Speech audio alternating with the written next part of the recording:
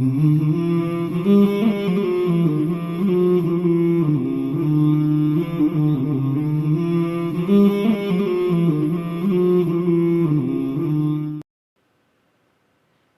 cikal bakalnya. Kemudian ketika saya tahajud, saya dulu sakit, kena kanker kulit. Dulu enggak putih seperti ini.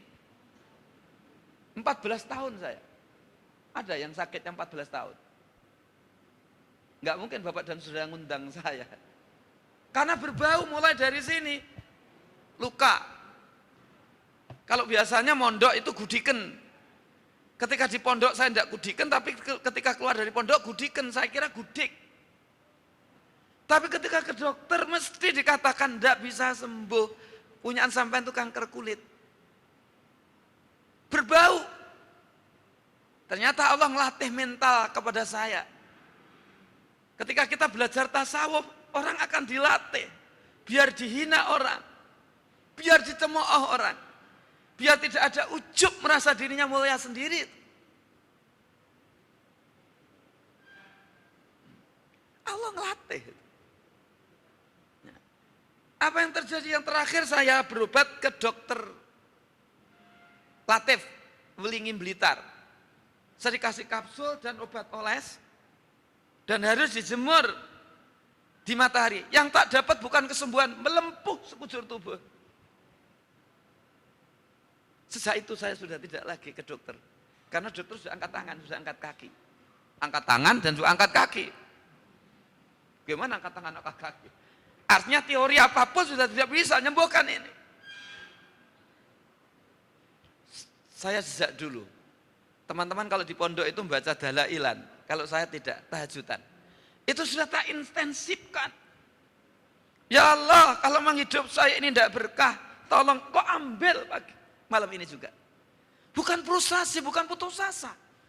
Apa artinya kalau saya hidup ini kemudian tidak bermakna? Hanya menambah beban istri, menambah beban anak. Saya bawa malunya anak saya ketika melihat saya, bapaknya ini. Kulitnya kayak begini. Tapi kalau hidup saya suatu misal bermakna, kembalikan kulit saya semula ketika seperti ketika masih kecil dulu. Atau kerubah sama sekali. Ya itulah baru pelan-pelan tahajud. Lama tahajudnya. Masuk ke masjid, tak matikan lampu, tak tutup pintu. Yang ada hanya saya, Allah, malaikat. Dan kadang digodok oleh jin. Jin itu kan sering godok toh. Tiba-tiba pintu itu blak blak blak. Tiba-tiba ditakut-takuti ada suara di belakang. Nggak usah takut. Kita yang mulia kok daripada jin. Itu namanya uji nyali. Nah, iktidalnya lama, rukuknya lama, sujudnya lama. Itulah kemudian ketika saya tahajud, loh iya ya, mengapa tahajud ini tidak tak teliti? Ada perubahan apa saya dulu? Kok bisa berubah? 82 sampai 96, 14 tahun. Kalah dengan Nabi Ayub. Nabi Ayub 18 tahun, istri tidak mau ngikuti, minta cerai. Tapi kalau saya, istriku malah semakin lengket. Karena kasihan kan. Lebih enak saya daripada Nabi Ayub dibandingkan belum seberapa. Subhanallah akbar, Masya Allah. Tiba-tiba itu kering. Jadi kering, kemudian dikelupasi belang. Jadi juga jadi tontonan oleh anak-anak itu kan. Nah dikelupasi belang. Hingga tuntasnya itu sampai 96, tuntas tas. Jadilah seperti ini. Ini baru jatuh, ditubruk sepeda motor ini. Nah nanti ada ceritanya sendiri. Ketika kita sudah tidak ada iri hati, dengki, serai, saya metakil. Tidak ada jengkel, mangkel, marah. Tidak ada ketakutan, kekhawatiran, kecemasan. Tidak ada riak, pamer, sum'ah. Tidak ada sombong, takabur, congkak. Tidak lagi ada ujub. Tidak lagi kebencian. Tidak lagi balas dendam. Begitu kita satu peristiwa langsung diformat. Ini Allah, ini Allah, ini Allah, ini Allah, ini Allah. Tidak akan marah orang. Bukan Allah seperti ini, tidak. Ini ciptaan Allah, kehendak Allah, takdirnya Allah. Ini ciptaan Allah, kehendak Allah, takdirnya Allah. Ini ciptaan Allah, kehendak Allah, takdirnya Allah. Jadi ini semuanya adalah huwa. Orang dipisui orang tidak akan balas. Mungkin Allah nguji lewat dia. Saya sering diginikan orang dipisui dan cuk kamu itu. Padahal yang salah sana, aku tidak balas.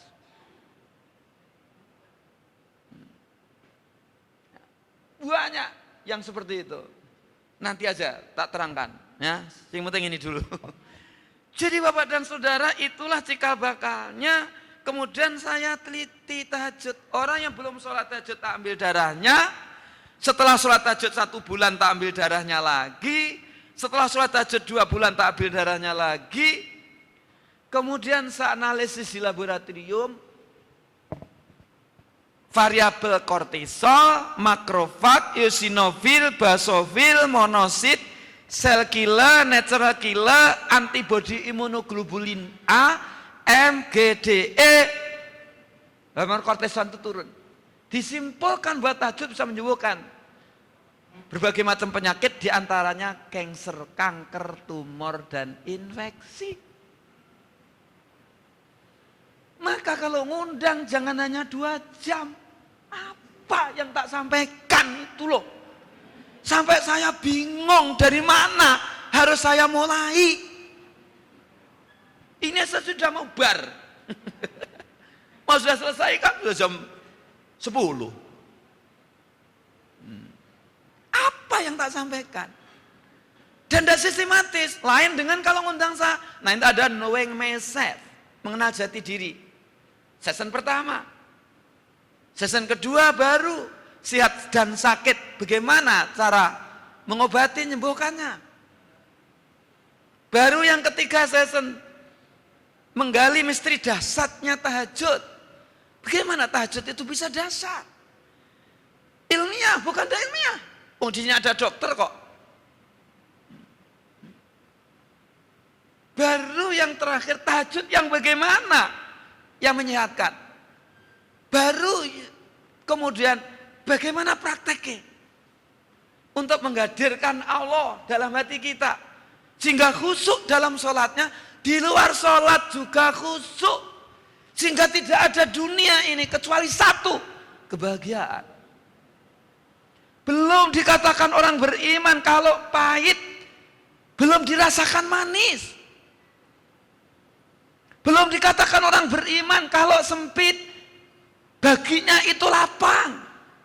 Belum dikatakan orang beriman kalau sakit, tapi terasa sehat. Belum dikatakan orang beriman. Nanti dibongkar. Baik, Bapak dan Saudara, akhirnya mesti harus tak mulai. Itulah ceritanya hingga sampai saya datang di sini sebenarnya sudah sini ini sudah ketinggalan banget itu. Undang saya ini sudah ketinggalan itu. 75% bangsa Indonesia ini artinya kota-kota di Indonesia sudah tak datangi di Bengkulu. 5 Oktober sebenarnya ini diminta oleh Semen Palembang, pabrik pupuk Palembang, bukan Semen Palembang, pabrik pupuk Palembang. Kalau semen sudah sejak dulu. Itu diminta. Karena sudah terlanjur di sini, maka nanti tanggal 5 Oktober. Disuruh di sini bank-bank itu mulai dari Pegadaian, Bank Indonesia, Bank BNI, sudah sekitar tahun 2005, 2006 itu ngundang sini. Tapi lebih baik terlambat daripada tidak. Insya Allah, ya. Nanti dicari buku saya banyak di Gramedia, nanti dicari itu. Baik Bapak dan Saudara, mati Allah, Ustadz, saya mulai dari tahajud kesehatan. Mangke coba jenengan Ustadz.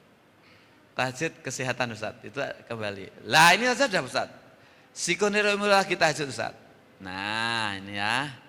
Baik. Bapak dan Saudara yang dirahmati Allah, baik. Tak mulai uraian saya tentang tahajud, mengapa kita ini perlu tahajud. Mengapa? Saya awali dari insya Allah hadis yang diriwayatkan oleh Ibnu Mas'ud. terjemahannya saja. Nanti bisa digandakan kok, bisa di-copy. Pada suatu ketika Rasulullah itu duduk seperti ini, di atas pasir, dikelilingi para sahabat.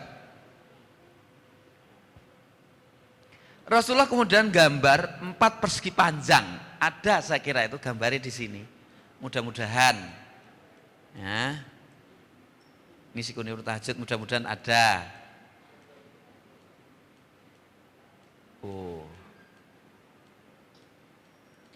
Oh bukan.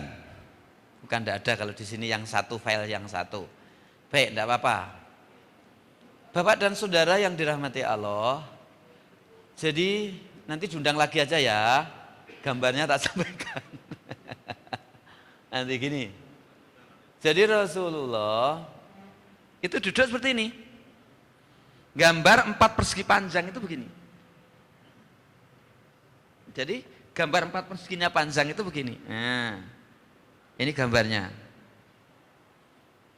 Setelah selesai gambar 4 persegi panjang, ada garis lintang, seret, melampaui garis 4 persegi panjang. Kemudian ujung akhirnya itu dikasih panah. Di bawahnya dikasih garis tegak, kecil. Ini pun juga melampaui garis 4 persegi panjang tadi.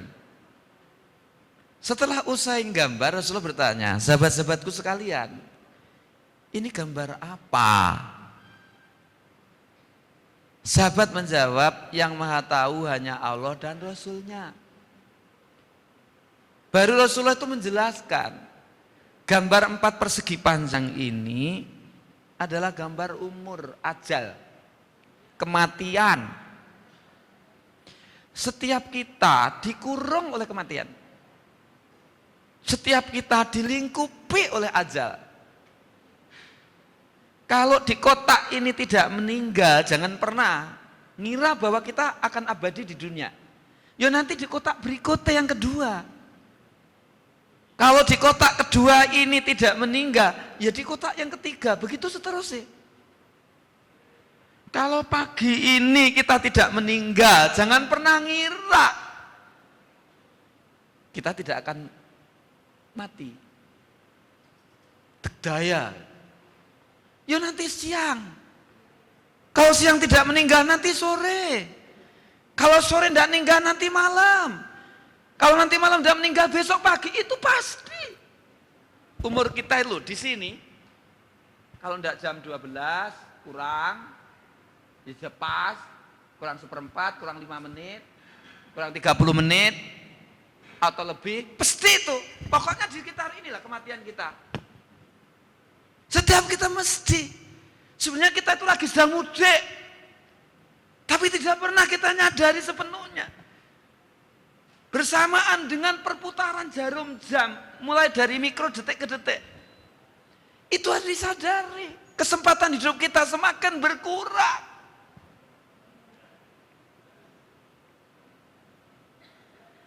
Maka ada gambar garis. Garis lintang itu cita-cita, keinginan. Sering ketika kita ini untuk menggapai keinginan, cita-cita, lupa bahwa diri kita dikejar kematian. Sholat ditinggalkan, apalagi sampai tahajud, fardunya aja lobang-lobang. Jangankan puasa Daud, puasa Senin Kamis, Ramadannya saja beralasan tak fidyai. Apa meninggal dunia itu fidyah? Maka ketika kita ini sakaratul maut, kata Hasan Basri, seorang sufi besar, mesti ada 3 penyesalan.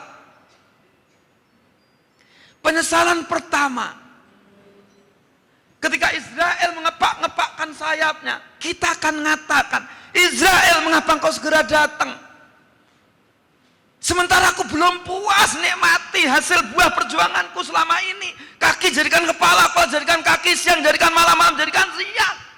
Kulupakan istriku, kulupakan suamiku, aku kerja. Baru ngumpul. Belum tuntas, puas aku tuh menikmati. Ngapa kamu datang?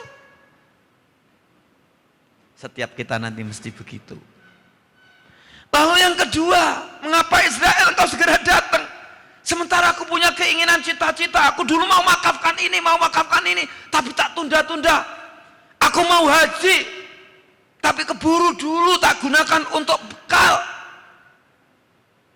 Sehingga aku sampai belum sempat haji. Ngapain kau segera datang? Karena biaya haji tak kembangkan untuk jadi modal. Yang kedua. Yang ketiga, mesti kita nanti mesti ngatakan, Israel, ngapa engkau segera datang? Sementara aku belum siap-siap bekal. Aku juga tahajudan tapi ekstra ekspres. Wah, sampai Allah.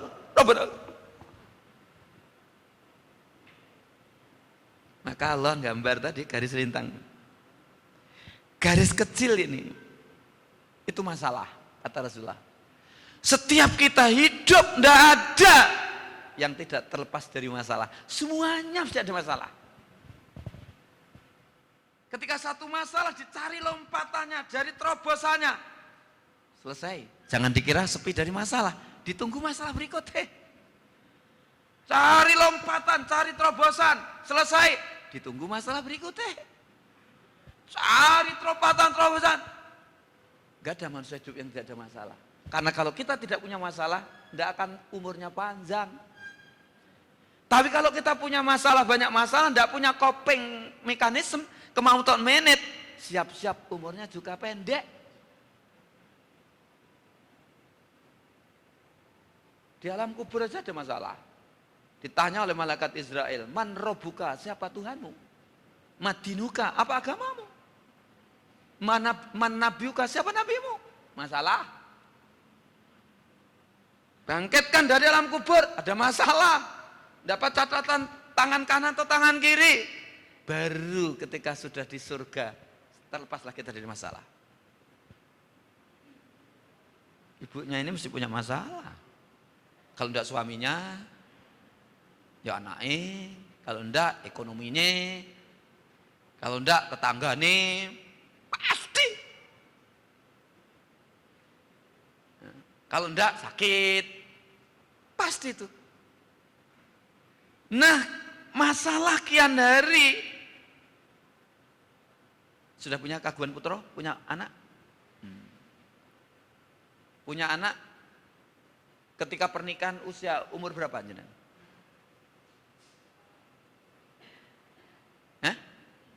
3 tahun. Ketika 2 tahun belum hamil, apa yang terjadi? Masalah kan? Cuma malah yang tidak minta ya. Kalau seandainya 6 tahun tidak punya anak, masalah tidak? Meskipun kuliah, masih masalah. Ketika kita nikah, perjalanan umur kita, umur pernikahan kita katakan 3-4 tahun belum hamil, masalah kan? Minta pada Allah, ya Allah, sebenarnya yang mandul itu saya, istri saya, ya Allah, aku pengen punya anak, hamil, apa masalah selesai? Tidak. Kandungan laki atau perempuan, sehat atau tidak, normal tidak, masalah kan? Lahir normal, masalah selesai tidak?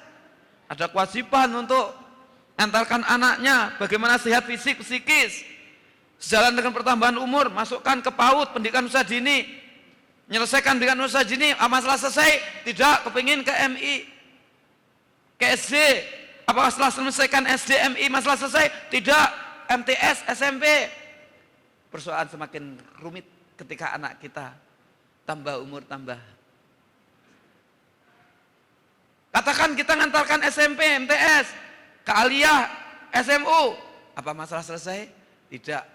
Persoalan semakin kompleks. Setelah menyelesaikan SMU kita ngantarkan, mesti ke perguruan tinggi.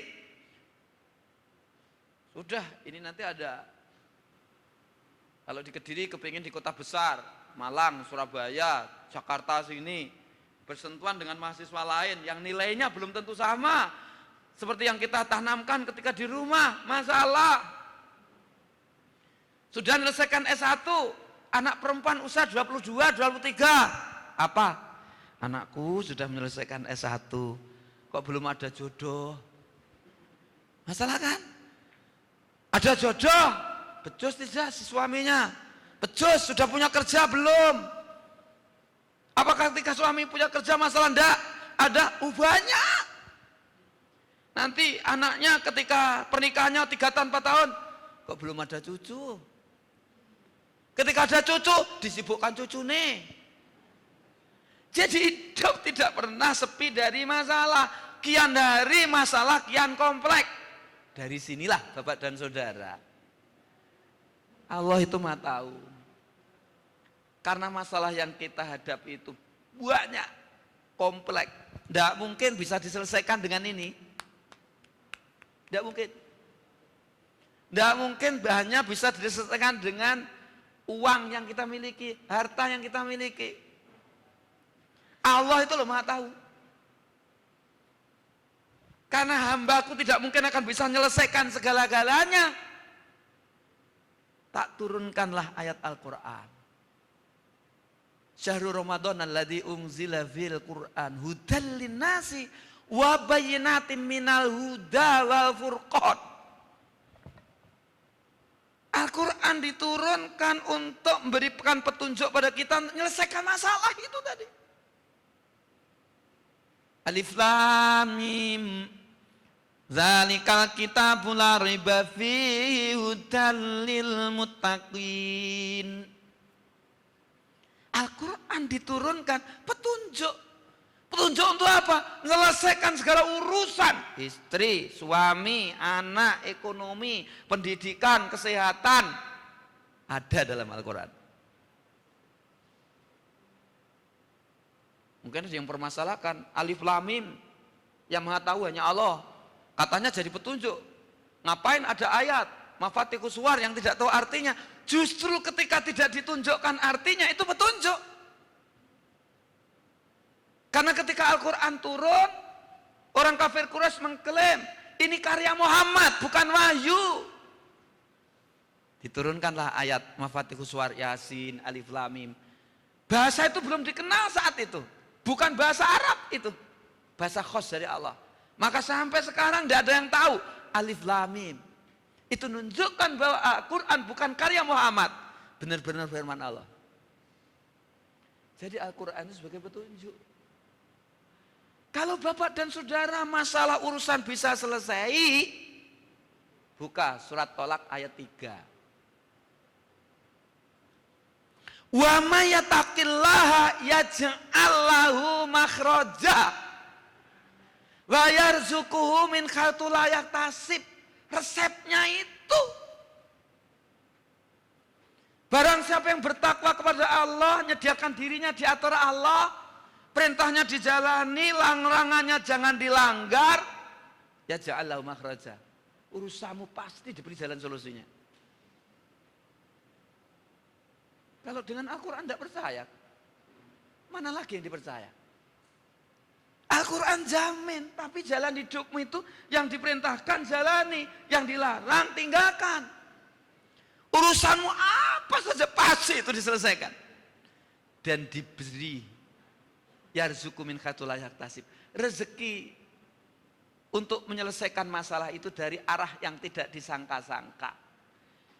Diteruskan ayat itu. Wa may yatawakkal 'alallahi fa huwa hasbuh. Barang siapa yang menyerahkan urusan total jenderal kepada Allah, Allah yang bekerja, kekuasaannya, keagungannya, kepintarannya. Tapi kita ini sombong. Maka hidup kita sering stres. Mengapa Ustadz ini duduknya seperti ini? Jenengan duduknya mengapa seperti itu? Jenengan duduknya mengapa seperti ini? Ngapain? Ngapain duduknya seperti itu? Pak Takmir, Ustadz Takmir. Coba jenengan duduk seperti ini. Yang duduk, maaf sih Bu, maaf. Duduk begini, terus begini. 15 menit aja. Dicoba kalau kepingin konyol. Mesti tidak akan tahan, 15 menit tidak akan tahan. Tapi kalau duduknya seperti ini, maaf.